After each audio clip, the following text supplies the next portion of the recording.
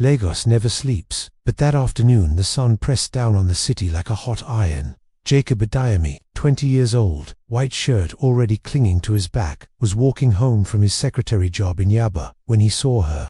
An old woman sat in the red dust by the junction, white-laced wrapper torn and grey with dirt. People stepped over her as if she were a pothole. Okada riders swerved and cursed. A Danfo conductor spat. Mama Komet for road. She was crying, drawing clean lines through the dust on her cheeks. Please, I can't find my house. My son, he's looking for me. Jacob stopped. He had nothing, no car, no influence, barely enough for rent, but his mother's voice still lived in his head. Never walk past someone who needs help. He knelt. Mama, what's your name? She blinked, confused, like the answer was locked behind a door. I don't know. Everything is fog. The small crowd that gathered laughed. Secretary Boy One, carry beggar. A big levam. She'll go stain your shirt. Mind your business. This is Lagos. Jacob didn't answer them. He slid his arms under the woman's and lifted her gently onto his back. Her body was light, bones sharp against his shoulders. He adjusted his ID card so it wouldn't choke her, took a breath, and started walking. Phones came out. Someone shouted, "See fine boy Wayday carry old woman like pure water sack." Laughter exploded behind him. Jacob kept walking. 20 minutes later he pushed open the gate of his Face Maifasio compound in Berega. Neighbors pretended to sweep while staring. He carried her up the narrow stairs, into his room, and set her on the only couch, a gift from a church member that had lost 2 legs and all its springs. He boiled water, shared the last half loaf of bread, mixed Milo with too little milk and too much care. She ate slowly, watching him like he was something rare. "Thank you, my son," she whispered. He smiled. "We'll find your people, Mama. Just rest." He asked gentle questions, street names, church, anything. She pressed her temples. "My son, he works with computers. Plenty computers. People know his name." Then, like a small light in a dark room, she said one word. "George." Jacob froze. George, as in George Okafor, CEO of Tech for Africa, the man on every tech billboard from Lagos to Abuja. He grabbed his small Android, heart hammering, and searched tech for Africa missing person. Nothing. But something told him to call the head office anyway. The voice that answered was professional, then suddenly urgent. "Please hold." 30 seconds later, "Sir, do not let her leave. What is your address?" He gave it. 10 minutes later his phone rang again. "This is George." Jacob nearly dropped the phone. Less than an hour later, 3 black SUVs screeched into the narrow street. Dust flew. Children screamed. Neighbors abandoned buckets and brooms. A tall man in a navy suit stepped out, sunglasses reflecting the chaos. "Where is she?" Jacob raised a trembling hand. "Inside, sir." Before George could move, a nervous man from the crowd shouted, "Oga, wait, that boy just wants reward money." George's eyes flicked to Jacob, searching, weighing. From the room came a weak voice that silenced the whole street. "George, my son." George pushed past everyone. He found her on the couch, small and frail in Jacob's old blanket. When she saw him, she tried to stand. George dropped to his knees and held her like she was made of glass. "Mummy," he choked. "I thought I lost you later." When the doctors had checked her and the cameras had stopped flashing, George looked at Jacob. "You carried my mother on your back through Berega." "Yes, sir." "You fed her your last bread." Jacob nodded. George turned to his guards. "Prepare the car. He's coming with us." Jacob blinked me.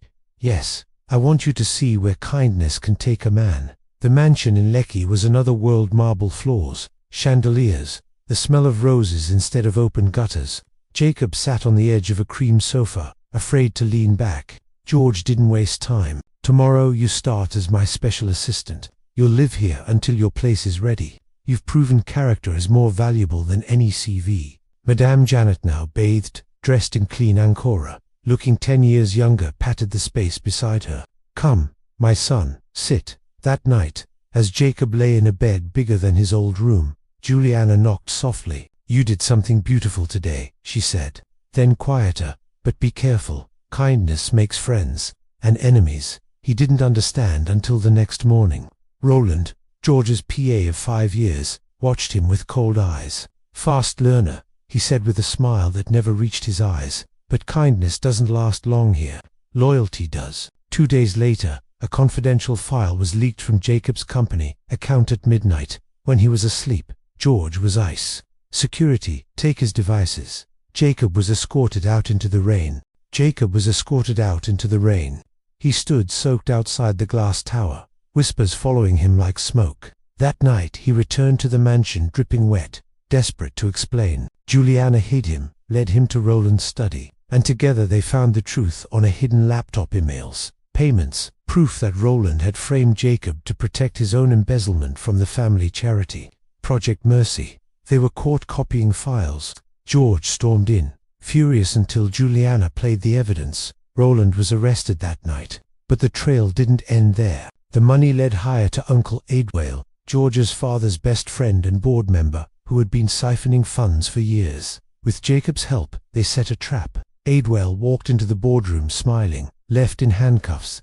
Peace finally returned. Months later, headlines screamed, "Secretary who carried billionaire's mother exposes N500 meters charity scam." Jacob became family. 2 years after that day in the dust, he married Vicar George's daughter in a wedding that shut down half of Lagos. Madame Janet walked the aisle beaming, holding the train of the gown. When their daughter Olivia was born, Madame Janet cradled her and whispered, "See what one act of kindness can build." George raised a glass at the naming ceremony. "To the boy who carried my mother when the world laughed. Today the world celebrates him." Jacob looked round at the mansion filled with love, at the old woman who started it all, smiling through happy tears, at his wife and sleeping daughter. He smiled quietly. Every step had been worth it, because kindness, carried far enough, always finds its way home. The new tech for Africa headquarters in Ikeyi rose, like a blade of glass against the Lagos sky. On the 28th floor, Jacob Okafor, he had taken George's name the day he married Vicky, stood at the window of his corner office, watching the sun bleed orange over the Atlantic. He was 30 now, managing director, West Africa operations. The boy who once ironed one white shirt every night now had a wardrobe most people only saw on Instagram. But every morning he still pressed his own shirts, out of habit, out of gratitude. His intercom buzzed. "Sir, Madame Janet is downstairs. She says it's urgent." Jacob smiled. Only one person in the world still called him sir while scolding him like a small boy. He took the private elevator down. Madame Janet stood in the marble lobby in a simple blue Ankara and head tie, holding a small nylon bag the way market women do. Security hovered, unsure whether to bow or "Mama wetin happen? You know they call, before you come again." Jacob laughed, bending to take blessing. She tapped his head gently. "Your head day there. I brought you mumwamwa and akara from Mama Ngozi for Baraga, the one you like." He inhaled the familiar scent and felt tears threaten. "Mama, you came all the way." "Shut up," she said softly. "Sit down. I didn't come for food." He led her to the garden terrace. They sat under the same kind of white umbrella she once sat under the first week she came home. She opened the nylon, brought out one small envelope, and pushed it across the table. Jacob frowned. "Mama, open AM." Inside was a single photograph, a dusty road, a young boy in an oversized school uniform carrying an old woman on his back. Someone had snapped it that first day in Bega. The picture had gone viral years ago, but this print was old, crisped, the edges soft from being handled too much. On the back, in shaky handwriting, "To the boy who carried me when the world walked past. You gave me back my life. Now I give you back yours. Mama J." Jacob looked up, confused. Madame Janet's eyes were wet but fierce. "I am going to die soon, Jacob." His heart stopped. "Mama, no talk like that. Doctor said, the doctor is not God." She placed her hand on his. "I have small cancer. It has finished traveling round my body. I have maybe 3 months, maybe less. I didn't come here to cry. I came to tell you what I want before I go." Jacob couldn't speak. She continued, "That picture, I kept it inside my Bible every day since that afternoon. Every night I prayed for the boy in the picture, and God answered too much." She laughed through tears. "He gave you my son's company, my granddaughter, everything. Now, I have one last request. Anything, Mama, name it." She looked straight into his eyes. "Build a home for old people who have nobody, not a government place where they suffer. A real home, with garden, with soft beds, with people who will carry them when their legs fail. Call it whatever you like, but let every old person there know they are not rubbish." Jacob's throat was tight. "Mama, I have spoken to George. He will give the land in our jar. I have saved small money from the allowance you people spoil me with. It is inside that envelope too. Use everything when I die. Don't spend millions on burial. Spend it on the home. Let my body lie there small, but let my name open doors for people who have no children to remember them." She pressed the envelope into his palm and closed his fingers over it. Jacob dropped to his knees right there on the terrace, laid his head in her lap like a small boy. "Mama, I will build it, I swear. It will be the most beautiful place in Nigeria." She stroked his hair the way she did the first night he washed dust from her feet. "Then I can rest well." 3 months later, Madame Janet died quietly in her sleep, holding the same photograph. Lagos stood still for one day. Roads were blocked from VI to Akia. Governors, pastors, musicians, market women, everybody came. The burial was simple, exactly as she asked. 6 months after that, the Madame Janet Mercy home opened on 10 acres of land, facing the Lagos Lagoon. White buildings, mango trees, wide verandas where wheelchairs could race. A whole wing for people with memory problems, another for the abandoned. On opening day, Jacob stood at the gate with Vicky and 5-year-old Olivia, watching the first residents arrive. An old woman in a wheelchair was pushed forward by a nurse. She looked confused, frightened. Olivia ran to her, climbed into her lap without asking permission, and said loudly, "Don't be afraid, Grandma. Here, nobody will leave you on the road." The woman looked at the little girl, then at Jacob, then at the huge portrait of Madame Janet smiling above the entrance. Something in her face softened. Jacob felt arms around him from behind. Vicky, crying quietly. She's watching Jacob. She's smiling. That evening, after the ceremony, Jacob walked alone to the garden behind the main building. There was a small bench under a frangipani tree. On it, someone had placed a single framed copy of the old photograph, the one of the dusty road and the boy carrying the old woman. Underneath, new words had been added in gold lettering. He carried one. Now the world carries thousands. Kindness never dies. It only changes address.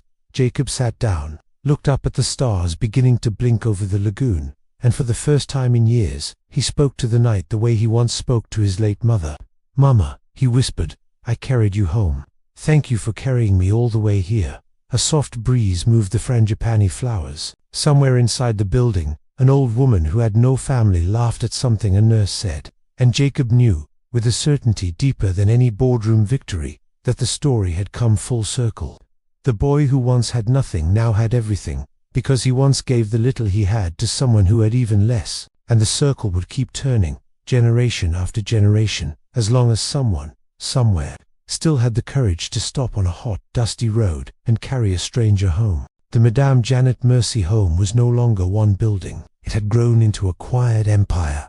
7 campuses across Nigeria: Lagos, Abuja, Enugu, Kano, Port Harcourt, Benin, and Calabar, each with its own garden, clinic, chapel, and children's playground, where residents could watch their adopted grandchildren run wild. Every December 17th, the anniversary of the day Jacob carried Madame Janet, the gates opened for Carry Day. Thousands of schoolchildren arrived with notebooks and crayons.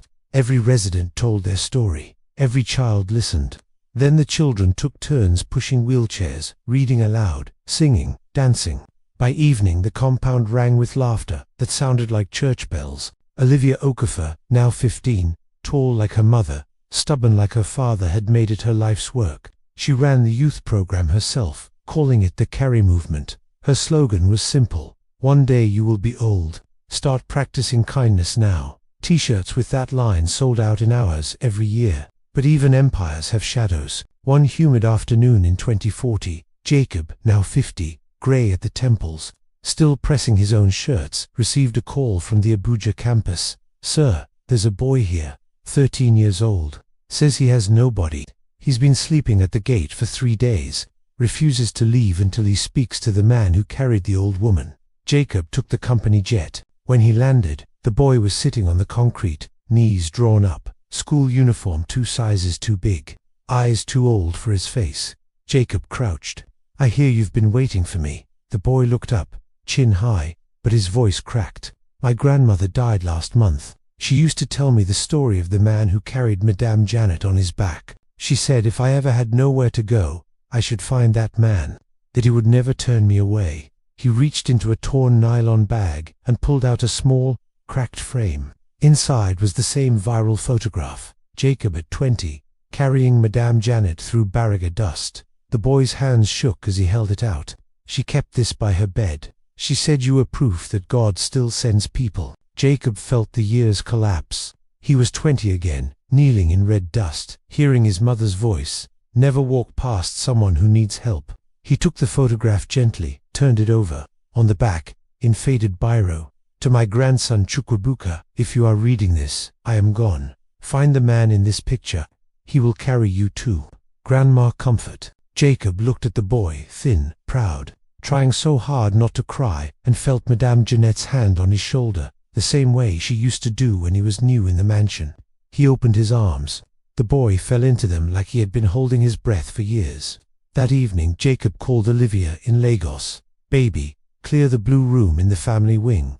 Tell your mother we have a new brother. Olivia squealed so loud the phone crackled. Another one. Daddy, you're going to adopt the whole country. Jacob laughed, eyes wet. Maybe. We have space. Years later, when people asked Chukwuebuka, now Dr. Chuka Okafor, neurosurgery resident at Luth, how he survived the streets, he always answered the same way. I was carried. And when they asked who carried him, he would smile and point to the famous photograph now hanging in every Mercy home, every school, every bus in Lagos. A young man in a white shirt, an old woman on his back, both of them walking through dust toward a future neither could see yet. Underneath, the gold lettering had been updated one last time by Olivia herself. He carried one. She carried one. Now millions carry millions. The road never ends. Only the carriers change. Somewhere above the Lagos sky, Madame Janet, who never really left, was smiling. And somewhere on a hot, dusty street right now, another boy or girl is slowing down, bending knees, sliding arms under a stranger who has fallen. Because the story never ends. It only waits for the next person brave enough to carry it forward.